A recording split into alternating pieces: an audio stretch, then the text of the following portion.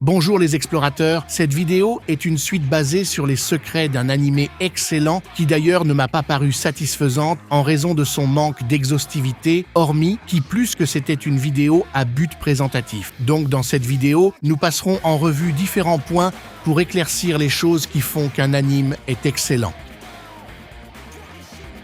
Ce point aussi est essentiel dans la compréhension de l'œuvre et aussi surtout de la satisfaction qu'en tire le spectateur en décortiquant un message ou le propos que l'auteur transmet dans son récit. Diverses inclinations et interprétations sur le message sont possibles. Par exemple, dans SNK, l'auteur exulte un propos qui est que dans son monde, il n'y a pas de bien ou de mal, seulement des points de vue. C'est un concept qu'il essaye de nous faire ressentir et intérioriser dès le début de l'attaque des Titans. Malgré que le public reconnaît que le monde de l'animé soit horrible, l'auteur nous fait partir de ce constat qu'il n'y a pas de manichéisme. Ce sont les personnages qui voient le bien et le mal en se référant en leur expérience. De plus, ce qui est super avec Shingeki no Kyojin est que l'auteur ne laisse pas le lecteur à être passif en regardant la trame du scénario. Ce dernier est exhorté à être proactif. Il pousse en effet le spectateur à aussi participer dans ce processus en s'investissant dans le scénario à travers ses biais d'interprétation, analyse et de jugement.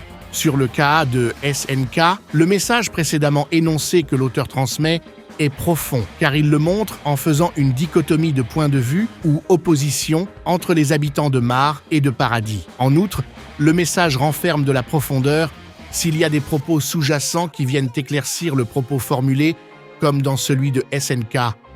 Ils ne voient le bien et le mal que depuis leur point de vue, donc celui qui veut enrayer le mal ou faire le bien a des raisons de croire, ce qu'il fait comme avec le cas d'Eren qui veut réduire la quasi-totalité de la population.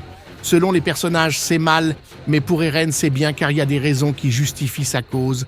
La profondeur qui éclaircit ce thème est que le concept de mal et de bien sont des notions personnelles et que pour certains personnages, la fin justifie les moyens. Car s'il y a la possibilité d'instaurer la paix absolue en faisant le mal, les instigateurs n'hésiteront pas à le faire une seconde. En d'autres termes, quand l'auteur énonce un propos profond, il y a des messages sous-jacents ou des non-dits qui viennent éclaircir le propos formulé. Le contraire aussi est possible et c'est tout autant manifeste avec les animés récents dont le message contient aucune profondeur que les producteurs pondent comme si c'était du pain à vendre. Le monde moderne de l'animation n'est plus que c'était. Il ne vise que la quantité en occultant la qualité. Ce phénomène se propage malheureusement sur les autres médias tels que les jeux, films, etc. Médias qui seront aussi le sujet d'une vidéo à l'avenir, mais on s'égare. Les belles phrases qui semblent être philosophiques ne sont que des jeux d'apparence qui sont à la limite même du sophisme. La phrase d'un personnage peut être excellente ou intelligente, mais quand on fouille un peu, on s'aperçoit que c'est d'une vacuité sans nom car les pensées de l'auteur s'appuie sur aucune expérience ou peu de savoir. Les reproches que je dis sont destinés particulièrement au monde de l'animation récente et non celui du monde ancien qui au moins c'était l'époque où florissait une grande imagination. Au final, le message est très important d'autant plus que s'il est profond. Enfin, le point le plus important et primordial à ce niveau, c'est l'instance le plus important s'il est négligé, l'auteur peut prendre ses bagages et partir en retraite vers le Bahamas. Beaucoup de youtubeurs parlant d'animé disent que l'histoire de ce dernier est incroyable à cause de son personnage pour une raison qui leur sont propres, mais sans se rendre réellement compte de la réelle existence et place du personnage. Ne vous méprenez pas, j'ai l'impression de formuler des évidences en disant que le personnage existe dans l'œuvre parce qu'on le voit en train de faire des trucs, mais détrompez-vous. En approfondissant, vous comprendrez davantage. Ce que je veux dire, c'est que pour que le personnage ait une consistance, il faut que nous, les spectateurs, sentons que le personnage existe réellement ou soit perçu vraiment présent comme si on voyait une personne dans la vraie vie à travers son histoire. Le personnage a une histoire, des objectifs, une vision du monde, etc. Mais surtout une façon de penser ou de concevoir les choses de par sa pensée, perception et opinion. C'est cette présence qui fait une différence jour-nuit entre un personnage profond profond et complexe, et un qui est vide et éthéré. Le personnage peut être bien écrit et avoir toutes les qualités le permettant de rendre l'histoire fantastique, mais lorsqu'il n'y a pas cette forte présence, toutes ces qualités se transforment en poubelles dénuées de sens si on ne ressent pas de la présence forte. Je me permets d'approfondir encore plus ce concept pour une meilleure compréhension. Dans un animé, dès que l'histoire commence, l'auteur centralise notre attention sur le personnage principal en nous racontant sa vie et ses objectifs ou autre chose entre autres, on nous montre le personnage. Le perso peut être excellent en préambule, mais pour qu'on soit vraiment impliqué dans l'histoire jusqu'au point de croire que c'est réel, il faut que l'auteur relève le défi de nous faire penser que le personnage existe réellement. C'est pourquoi les histoires d'aventure ont autant de renommée, c'est parce que le perso parcourt et explore divers horizons comme s'ils étaient dans un vrai monde. Cette sensation aussi doit se ressentir quand on suit le personnage principal ou les persos.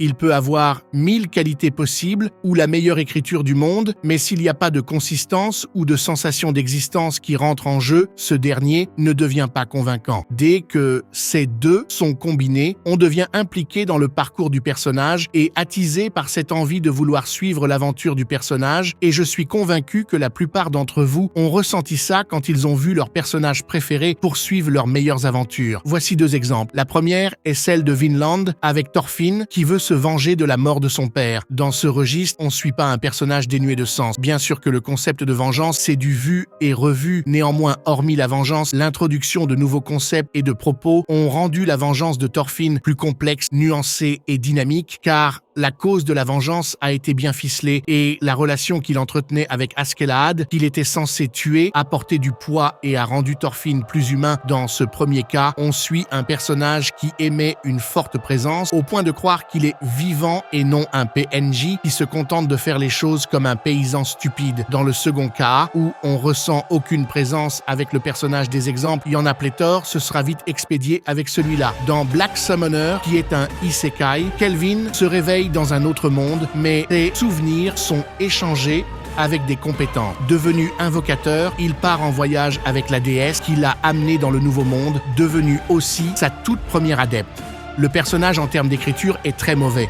Sa personnalité est terne et l'histoire ne comblait pas la vacuité d'écriture de Kelvin. Malgré que le personnage soit badass et fait des trucs stylés, il a une présence de petit verre.